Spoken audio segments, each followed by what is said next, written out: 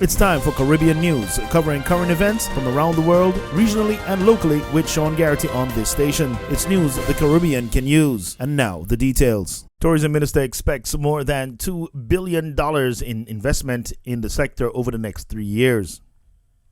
Tourism Minister Edmund Bartlet says new and existing investors in the industry are expected to spend more than $2 billion over the next 3 years in rebuilding this sector. Jamaica's tourism industry has earned over $2 billion and attracted more than 1 million visitors since the start of the year.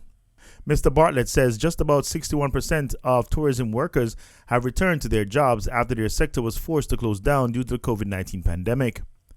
The Jamaica Hotel and Tourist Association has projected an average of 65% occupancy in hotels across the island. Based on recent data, the demand for Jamaica is also 38% of 2019, as opposed to the world demand average of 24%.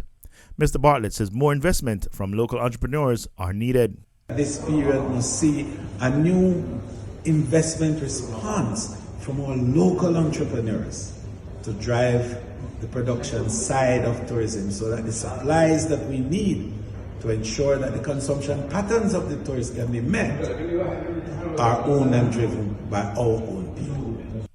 Edmund Bartlett, Tourism Minister. Former Antigua Education Minister found not guilty of serious offenses. Prime Minister of Antigua Gaston Browne says his former Education Minister, Michael Browne, is eligible to continue in the governance of our country after he was found not guilty of serious offenses. High Court Judge Justice Colin William acquitted the former Education Minister of the 2 serious criminal charges against him. The exact charges against Browne cannot be disclosed for legal reasons, and Justice Williams spent at least 2 hours scrutinizing the evidence during the trial that lasted just over 2 weeks. The Member of Parliament for All Saints West had always maintained his innocence, and the High Court judge said the prosecution did not prove beyond all reasonable doubt that Browne was guilty of the offenses dating back to 2020. In April of this year, Magistrate Nigo Emmanuel Edwards declared that there was enough evidence against Browne, who was represented by a 3-member defense team led by Dr. David Dorset, assisted by Sir Gerald Watt QC and Jared Hewlett. Prime Minister Gaston Browne told the Observer Media that if Browne is cleared of the allegations, then he is eligible to continue in the governance of the country. After he was charged last year, Browne was removed from his post as Education Minister, and Prime Minister Browne said while he will resume his duties within the Antigua-Barbuda Labour Party administration, it may not be as the Minister of Education. In entertainment, Russian talks linking up with Future, Lil Baby on new song M&M. Jamaican producer Russian says he played his cards right when he invited American rappers Future and Lil Baby on his new track M&M. The track was released December 15 and already over 200,000 plays on YouTube for its official visualizer. Working on this particular project was different due to Future's unique personality. Russian is the principal of Head Concussion Records and Rich Immigrants, a label in partnership with Interscope Records. He rose to prominence in 2008 after the release of the Liberty Rhythm, which featured dancehall artists Shane O, Conscience and Vibes Cartel, whose voice is heard on Eminem's producer tag. In business, consumers not rushing to buy big-ticket items. Summit Palace Financial Advisors Liz Miller said consumers usually rush to buy appliances and durable goods with the onset of higher inflation. But she notes November's weak retail sales data showed no signs of front-loading big purchases.